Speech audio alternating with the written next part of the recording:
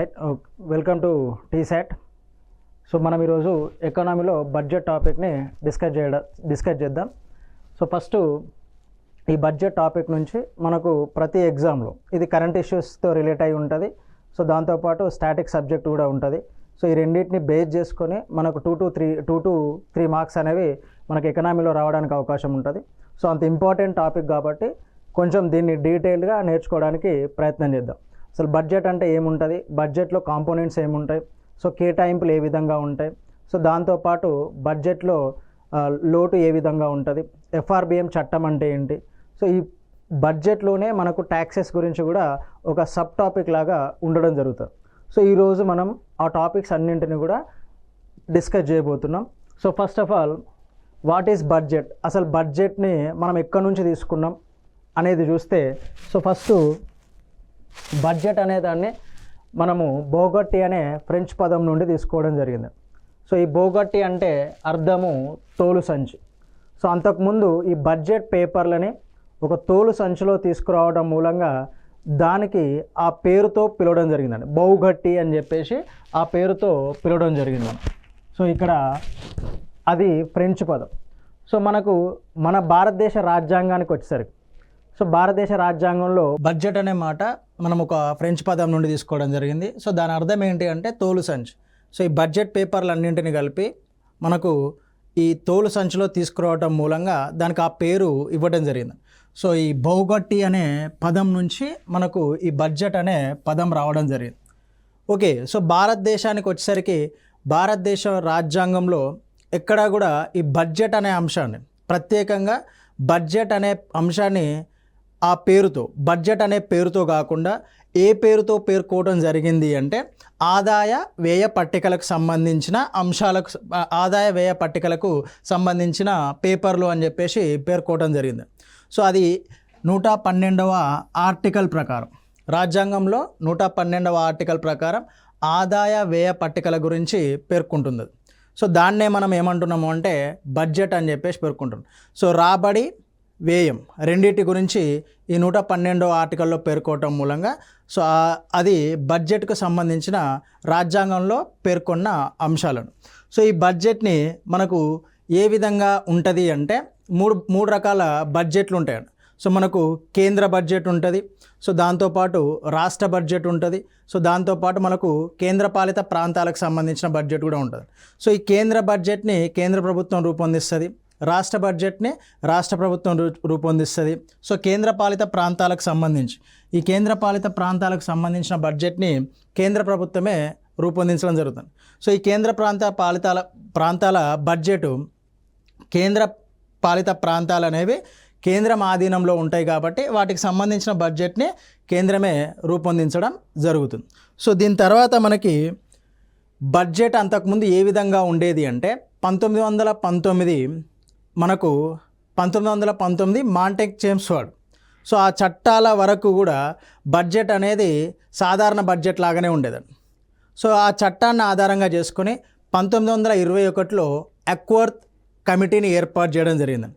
So 1921లో ఏర్పాటు చేసిన Acworth committee సిఫార్సుల మేరకు 1926లో మనకు సాధారణ బడ్జెట్ని రైల్వే బడ్జెట్ నుండి వేరు చేయడం జరిగింది. సో 1924 వరకు కూడా మనకు బడ్జెట్ అనేది ఒకే రైల్వే బడ్జెట్ కానీ సాధారణ బడ్జెట్ కానీ అన్నీ కూడా ఒకే బడ్జెట్ రూపంలో ఉండేది.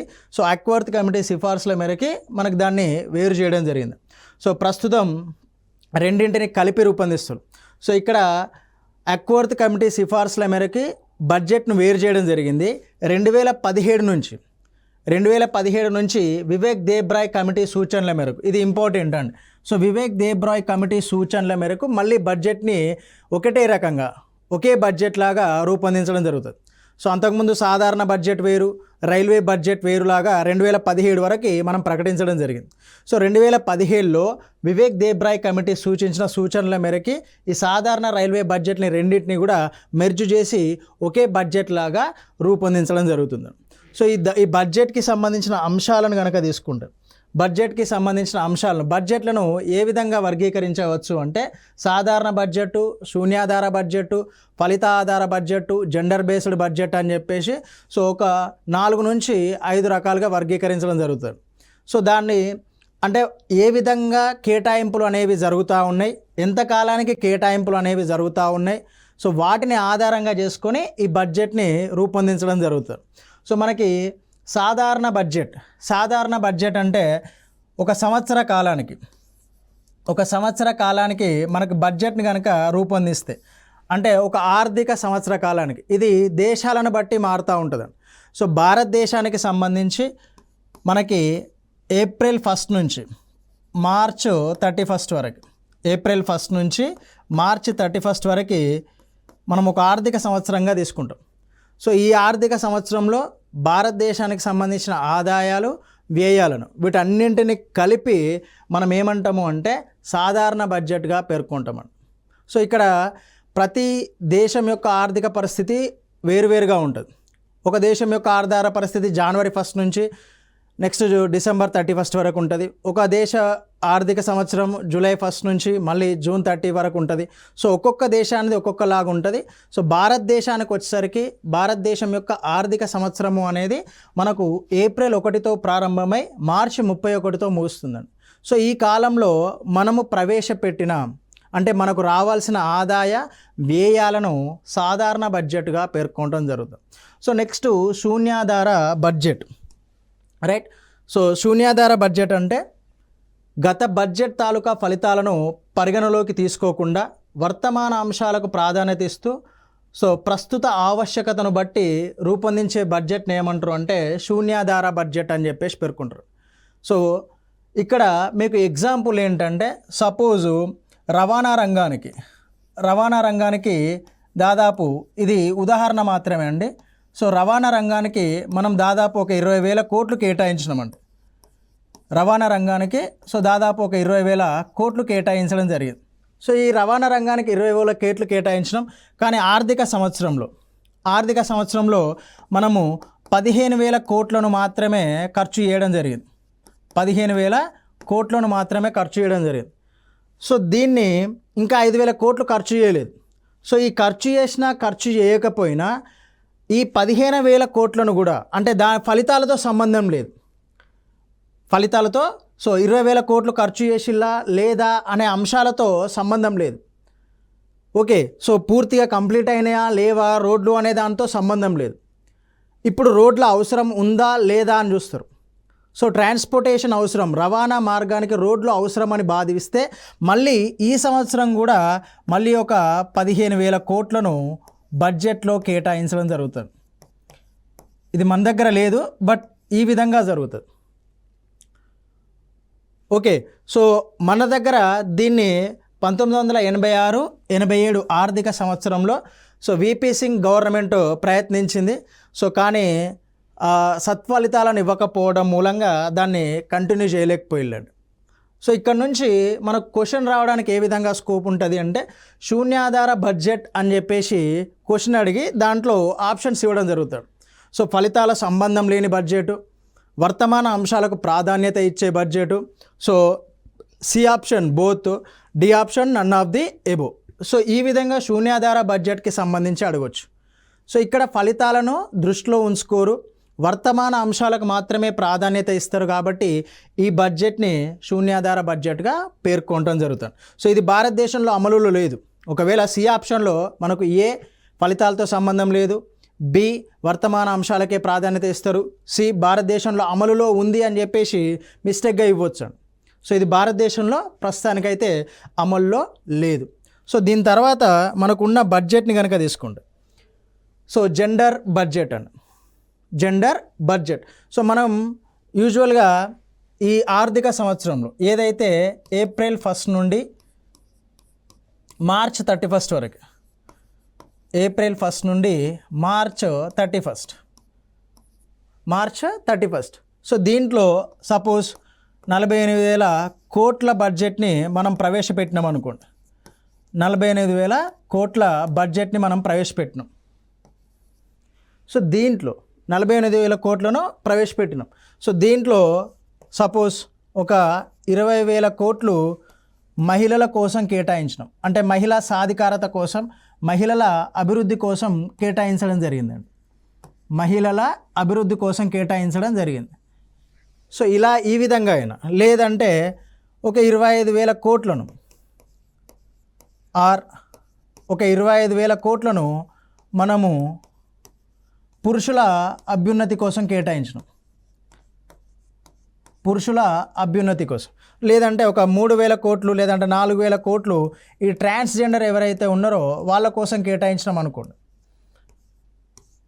రైట్. సో ట్రాన్స్జెండర్ అని థర్డ్ జెండర్ కానీ ఎవరైతే ఉన్నారో సో వాళ్ళ కోసం ఒక బడ్జెట్లో అధిక మొత్తంలో ఏదైనా ఒక లింగానికి అంటే ఏదైనా ఒక జెండర్కి కనుక కేటాయిస్తే దాన్ని ఏమంటారు అంటే జెండర్ బేస్డ్ బడ్జెట్ అని చెప్పేసి అంటారు. ఇది కొన్నిసార్లు భారతదేశంలో పాసిబిలిటీ ఉంటుంది. సో బడ్జెట్లో 6% అమ్మాయిలకు కేటాయించడం కానీ, సో లేదంటే బడ్జెట్లో ఈ థర్డ్ జెండర్ ఆ ట్రాన్స్జెండర్స్కి కేటాయించడం కానీ జరుగుతూ ఉంటుంది. సో అట్లా ఒక జెండర్ని ఆధారంగా చేసుకొని వాళ్ళ యొక్క అభ్యున్నతి కోసం బడ్జెట్ని కనుక బడ్జెట్లోని కొంతను ఎక్కువ మొత్తంలో కేటాయిస్తే, బడ్జెట్ని కొంత ఎక్కువ మొత్తంలో కేటాయిస్తే దీంట్లో మీరు గమనించాల్సింది ఏంటి అంటే మొత్తం బడ్జెట్లో ఎక్కువ భాగం వీటి కేటాయింపులు జరుగుతాయి. మొత్తం బడ్జెట్లో సో వీళ్ళ కేటాయింపులు అనేవి ఎక్కువగా జరుగుతాయి. మొత్తం బడ్జెట్ మొత్తం వీళ్ళ కోసమే అని కాకుండా మొత్తం బడ్జెట్లో వీళ్ళకు కేటాయింపులు అనేవి ఎక్కువగా జరుగుతాయి కాబట్టి సో ఎక్కువ ఎవరికి కేటాయింపులు జరిగితే ఆ బడ్జెట్గా పిలవడం జరుగుతుంది. సో మహిళల కోసం ఎక్కువ కేటాయింపులు జరిగినాయి అనుకోండి, సో మహిళా ఆధారిత బడ్జెట్. పురుషుల కోసం ఎక్కువ కేటాయింపులు జరిగినాయి అనుకోండి, పురుష ఆధారిత బడ్జెట్. లేదు ట్రాన్స్జెండర్ కోసం ఎక్కువ కేటాయింపులు జరిగినాయి అనుకోండి, ట్రాన్స్జెండర్ బడ్జెట్గా పిలవడం జరుగుతుంది. సో భారతదేశంలో ఇది అమల్లో ఉంది. సో కొన్నిసార్లు పురుషులకు మహిళలకి ఎక్కువగా కేటాయింపులు అనేవి జరుగుతూ ఉంటాయి. ఈ సంక్షేమ పథకాలకు సంబంధించినవి కూడా దీంట్లోకి తీసుకోవడం జరుగుతుంది, రైట్. సో నెక్స్ట్ మనకు ఫలిత ఆధారిత బడ్జెట్ అండి. ఫలిత ఆధారిత బడ్జెట్. సో రిజల్ట్ బేస్డ్ అండి. ఈ రిజల్ట్ బేస్డ్ బడ్జెట్ని ఏ విధంగా తీసుకుంటారు అంటే సో మనకు 2023 నేను ఎగ్జాంపుల్ చెప్తున్నాను. సో 2023-24 బడ్జెట్ తీసుకోండి. 2023-24 బడ్జెట్లో సపోజ్ ఉదాహరణకి రక్షణ రంగానికి సంబంధించి ఉందండి. రక్షణ రంగానికి సంబంధించి మనకు 64,000 కోట్లు కేటాయింపులు జరిగినాయి అనుకోండి సపోజ్, రైట్. సో 64,000 కోట్లు దీనికి కేటాయించడం జరిగింది రక్షణ రంగాన్ని. సో ఈ రక్షణ రంగంలో మళ్ళీ సో ఆర్మర్స్కి అంటే ఆయుధాల కోసం కొంత కేటాయింపు, రైట్. సో నెక్స్ట్ అంటే సాంకేతికత కోసం అంటే ఈ డ్రోన్ వ్యవస్థ కానీ సిగ్నలింగ్ వ్యవస్థ కానీ దానికోసం కొంత కేటాయింపు జరుగుతుంది. దానికోసం కొంత కేటాయింపు, ఆయుధాల కోసం సాంకేతికత కోసం కొంత కేటాయింపు జరుగుతుంది. నెక్స్ట్ రిక్రూట్మెంట్ కోసం రక్షణ రంగానికి సంబంధించి బెటాలియన్ రిక్రూట్మెంట్ కోసం కొంత కేటాయింపులు జరిగినాయి అనుకో. సో దీంట్లో సపోజ్ జనరల్గా ఈ ఆయుధాల్లో మనము ఈ రైఫిల్స్ని కానీ లేకపోతే యుద్ధ ట్యాంకులను కానీ ఒక 20 తయారు చేయాలనుకున్నాం అనుకోండి. సపోజ్ 20 తయారు చేయాలనుకున్నాం. మనం తయారు చేసింది 10 మాత్రమే పూర్తి చేయగలిగినాం. సో దీనివల్ల ఏమవుతుంది అంటే దీనికి కేటాయింపులు జరిపినప్పటికీ కూడా దీంట్లో అభివృద్ధి లేదు. ఓకే. సో ఇంకా మనకి రక్షణ రంగం పైన అవసరం ఉంది. దీనికి ఇంత కేటాయింపులు జరిగినా మనం ఎంతవరకు సాధించడం, 10 వరకే సాధించడం. సో నెక్స్ట్ రక్షణ రంగం యొక్క ఆవశ్యకత అనేది భారతదేశానికి ఉంది. సో అప్పుడు ఏం చేస్తారు అంటే మళ్ళీ నెక్స్ట్ 2024-25 బడ్జెట్లో కూడా దీనికి కేటాయింపులు జరుగుతాయి. సో ఆ రంగానికి అవసరము అని చెప్పేసి ప్రభుత్వం భావిస్తే సో వాటి ఫలితాలను ఆధారంగా చేసుకొని వాటికి కేటాయింపులు జరుగుతాయి. సో ఏ విధంగా, సో ఇక్కడ 64,000 కోట్లు కేటాయించినట్టుగా ఇక్కడ ఒక 70,000 కోట్లు 80,000 కోట్లు కాదండి. సో దాని ఫలితాలను ఆధారంగా చేసుకొని మనకి ఇంకెన్ని అవసరం, 20లో 10 సాధించడం, ఇంకో 10. సో ఈ 10 వరకు మాత్రమే మనం కేటాయింపులు అనేవి జరుగుతూ ఉంటాయి. సో అలా ఫలితాలను ఆధారంగా చేసుకొని బడ్జెట్ని కనుక రూపొందిస్తే దాన్ని ఏమంటారు అంటే ఫలిత ఆధారిత బడ్జెట్ అని చెప్పేసి పిలుస్తారు. ఓకే. సో ఇక్కడ శూన్య ఆధార బడ్జెట్, జెండర్ బడ్జెట్, ఫలిత ఆధార బడ్జెట్ ఇవి మనకు పరిచయం లేని వాక్యాలు. సో వీటిని కొంచెం జాగ్రత్తగా గమనించాలి. సాధారణ బడ్జెట్ ఎగ్జామ్లో వస్తే ఎవరైనా దాని డెఫినేషన్ పెడతారు, కానీ ఈ మూడింటికి సంబంధించి కొంచెం వేరియేషన్ ఉంటుంది కాబట్టి వాటిని అర్థం చేసుకోవడానికి ప్రయత్నం చేయాలి. సో బడ్జెట్లో ఇది మన ఇంట్లో ఉండే సేమ్ అండి. మనం ఇంట్లో ఏవైతే చేస్తామో సో అదే మనకు బోర్డు పైన కనిపిస్తూ ఉంటుంది. బడ్జెట్ అంటే మనం నెలకు సంబంధించి వేసుకుంటాం, లేదంటే వారానికి సంబంధించి వేసుకుంటాం, లేదంటే ఓ సంవత్సరానికి 6 నెలలకు సంబంధించి వేసుకుంటాం. సో ప్రభుత్వం ఆర్థిక సంవత్సరంలో కంపల్సరీ దానికి రాబడులు ఉంటాయి, సో అది ఖర్చు చేయాల్సిన అంశాలు ఉంటాయి. ఆ రెండింటి యొక్క సమ్మేళనాన్ని మనం ఏమన్నా బడ్జెట్ అంటాం. సో బడ్జెట్కి సంబంధించి రాబడి, వ్యయం, సో కొంచెం ఈ టర్మినాలజీ అనేది డిఫరెంట్గా ఉంటుంది. కానీ సో మీకు ఇంట్లో ఏ విధంగా అయితే బడ్జెట్ను మీరు రూపొందించుకుంటారో అదే బడ్జెట్ కేంద్ర ప్రభుత్వం కానీ రాష్ట్ర ప్రభుత్వం కానీ రూపొందిస్తుంది. సో మీకు 50 రూపాయలు మీ దగ్గర ఉన్నాయనుకోండి, ఈ 50 రూపాయలని ఏ విధంగా ఉపయోగించుకోవాలి, దానివల్ల రాబడి ఏ విధంగా సాధించుకోవాలి, సో ఇదే బడ్జెట్ అండి. మనము రోడ్లపైన పెట్టినాం అనుకోండి, అది డెవలప్మెంటు, ట్రాన్స్పోర్టేషన్, దానిపైన. రోడ్లపైన కాకుండా జీతాలు చెల్లించడం అనుకోండి, సో అదో రకమైన వ్యయం, ఇదే రకమైన వ్యయం. ట్యాక్సెస్ ఒక రకమైన రాబడి, సో వడ్డీ చెల్లింపులు ఒక రకమైన రాబడి. సో ఆ డిఫరెన్స్ అనేది టర్మినాలజీలో ఉంటుంది తప్ప, సో మీరు ఇంట్లో ఏ విధంగా బడ్జెట్ని మీరు డిఫైన్ చేసుకుంటారో సేమ్ ఉంటుంది. ఓకే, సో ఇక్కడ బడ్జెట్లో ఫస్ట్ చూస్తే రాబడి ఉంటుంది, నెక్స్ట్ వ్యయం ఉంటుందండి. రాబడి, వ్యయం. సో రాబడిలో మళ్ళీ 2 రకాలు ఉంటాయి, రెవెన్యూ రాబడి అని చెప్పేసి, మూలధన రాబడి అని చెప్పేసి. సో ఈ టర్మినాలజీ సింపుల్. దీని తర్వాత మనము డెఫినేషన్స్ అండ్ ఎగ్జాంపుల్స్ గుర్తుపెట్టుకున్నాము అనుకోండి, సో ఇక్కడ నుంచి క్వశ్చన్ మిస్ అవ్వకుండా మనకు స్కోప్ ఉంటుంది. సో వ్యయము, రెవెన్యూ వ్యయము, నెక్స్ట్ మూలధన వ్యయం. 2 రకాల రాబడులు ఉంటాయండి. రెవెన్యూ రాబడి ఉంటుంది, మూలధన రాబడి. వ్యయము, రెవెన్యూ వ్యయం ఉంటుంది, మూలధన వ్యయం ఉంటుంది. సో వీటిని డిఫైన్ చేయాలి అనుకుంటే, సో ఇక్కడ రెవెన్యూ రాబడి అంటే అప్పులు సృష్టించని, ప్రభుత్వ ఆస్తులు తరగడానికి కారణం కాని రాబడిని రెవెన్యూ రాబడులు అని చెప్పేసి అంటారు. అప్పులు సృష్టించని, ప్రభుత్వ ఆస్తులు తరగడానికి కారణం కాని. సపోజ్ మీకు ఇప్పుడు పన్నులు ఉన్నాయండి, రాబడి అంటున్నాం. రాబడి అంటే ఇన్కమ్. దీని మీనింగ్ ఏంటి అంటే ఇన్కమ్ మనకు వచ్చేదన్నమాట. ఓకే, సో ఇక్కడ పన్నులు, ట్యాక్సెస్ ఉన్నాయి. మీకు ఇన్కమ్ ట్యాక్స్ తీసుకోండి, ఇన్కమ్ ట్యాక్స్ లేదంటే కార్పొరేట్ ట్యాక్స్, ఏ ట్యాక్సెస్ తీసుకున్నా కూడా మీకు ఇది ప్రభుత్వానికి ఏమైనా సంపద సృష్టిస్తుందా? సృష్టించదు, రైట్? సో ప్రభుత్వ ఆస్తులు ఏమైనా తరిగిపోతాయా అంటే ప్రభుత్వ ఆస్తులుగా అమ్మడం కానీ లేకపోతే కొనడం కానీ ఏది జరగదు ఇక్కడ, రైట్? ఒక లిమిట్ ఉంటుంది, ఒక థ్రెషోల్డ్ ఉంటుంది. సో దాన్ని బేస్ చేసుకొని సపోజ్ ఇప్పుడు ఇన్కమ్ ట్యాక్స్ తీసుకోండి. ఇన్కమ్ ట్యాక్స్ కేంద్ర ప్రభుత్వం ఏం చేస్తుంది, 2,50,000 వరకు ఎలాంటి ట్యాక్సెస్ లేదు అని చెప్పేసి ప్రకటిస్తుంది. లేదు 3,50,000 వరకు ఎలాంటి ట్యాక్స్ లేదు అని చెప్పేసి ప్రకటిస్తుంది. మీకు ఎగ్జాంపుల్ చెప్తున్నాను నేను ఉదాహరణకి, రైట్? సో 3,50,000 నుంచి 5,00,000 వరకు 5% అని చెప్పేసి ప్రకటిస్తుంది. మీకు దీనివల్ల ఇది పర్సనల్గా ఒక్కొక్కరు గవర్నమెంట్కి చెల్లించాల్సింది. దీనివల్ల మీరు చెల్లించడం మూలంగా గవర్నమెంట్కి ఆస్తులు అనేవి పెరగడం కానీ తరగడం కానీ జరగవు. రెవెన్యూ వస్తుంది, సో దానివల్ల గవర్నమెంట్ ఇంపాక్ట్ అనేది ఏముండదండి. సో అలాంటి వాటిని ఏమంటారు అంటే రెవెన్యూ రాబడులు అని చెప్పేసి పిలుస్తారు. ఓకే, సో ఎగ్జాంపుల్స్ కనుక తీసుకుంటే, సో పన్నులు, ప్రత్యక్ష పన్నులు, ఉదాహరణ corporate tax, next income tax. పరోక్ష పన్నులు, సో ఎగ్జాంపుల్ జిఎస్టీ. సో అన్ని దాదాపు 17 రకాల పన్నులు అన్నింటిని కలిపి 2017 నుంచి మనం ఇండైరెక్ట్ ట్యాక్స్గా దీన్ని వసూలు చేస్తున్నాం. GST, goods and service tax అని చెప్పేసి. సో దాన్ని నెక్స్ట్ మనం డిస్కస్ చేస్తాం. ఓకే, సో ఇది రెవెన్యూ రాబడికి సంబంధించండి. నెక్స్ట్ పన్నేతర మూలధన రాబడి. మూలధన రాబడి, సో ప్రభుత్వ ఆస్తులను తగ్గించేవి, అప్పులను సృష్టించేవి. మీకు ఇక్కడ రెవెన్యూ రాబడి, మూలధన రాబడికి డిఫరెన్స్ ఏంటి అంటే ఈ అప్పులు, ఆస్తులు అనేవి ఇంపార్టెంట్ అండి. మీకు రెవెన్యూలో ఆస్తుల సృష్టి అనేది జరగదు, ఆస్తుల సృష్టి అనేది జరగదండి. ఆస్తులను సృష్టించవు అవి, ఇది ఇంపార్టెంట్. ఇక్కడ ఆస్తుల సృష్టి అనేది జరగదు. సో మూలధన, క్యాపిటల్, ఇది ఇంపార్టెంట్. ఈ వర్డ్ అనేది చాలా చాలా ఇంపార్టెంట్. సో ఈ మూలధనంలో ఏంటి అంటే ఆస్తులు అనేవి కంపల్సరీ వస్తుంది. అది బాండ్స్ కావచ్చు, బిల్స్ కావచ్చు, లేకపోతే గవర్నమెంట్కి సంబంధించిన అంటే బిల్డింగ్స్ కావచ్చు. సో అవనేవి కంపల్సరీగా దీనిలో వస్తాయండి. మూలధన రాబడి అంటే ప్రభుత్వ ఆస్తులను తగ్గించేవి, అప్పులను సృష్టించేవి. సో ఉదాహరణ పెట్టుబడుల ఉపసంహరణ, రుణాల సేకరణ. సో ఇక్కడ మూలధనము అనేది ఆధారంగా చేసుకొని దీన్ని డిఫైన్ చేస్తే ఏ విధంగా ఉంటుంది అంటే దీన్ని ఇంగ్లీష్లో డిజిన్వెస్ట్మెంట్ అంటారండి. పెట్టుబడుల ఉపసంహరణ డిజిన్వెస్ట్మెంట్ అంటారు. సపోజ్ మీకు గవర్నమెంట్కి సంబంధించి ఈ రీసెంట్గా మీకు ఆంధ్రప్రదేశ్కి సంబంధించి ఒక ఇష్యూ అనేది బర్నింగ్ టాపిక్గా ఉంది. ఏంటిది? విశాఖ ఉక్కు అనేది. 2-3 ఎగ్జాంపుల్స్ చూస్తే మనకు క్లారిటీ ఉంటుంది. సో ఈ విశాఖ ఉక్కు ఒక సంస్థని ప్రభుత్వ సంస్థ అని ఎప్పుడు అంటాము అంటే దానిలో ప్రభుత్వం యొక్క పెట్టుబడి 51% ఉండాలి.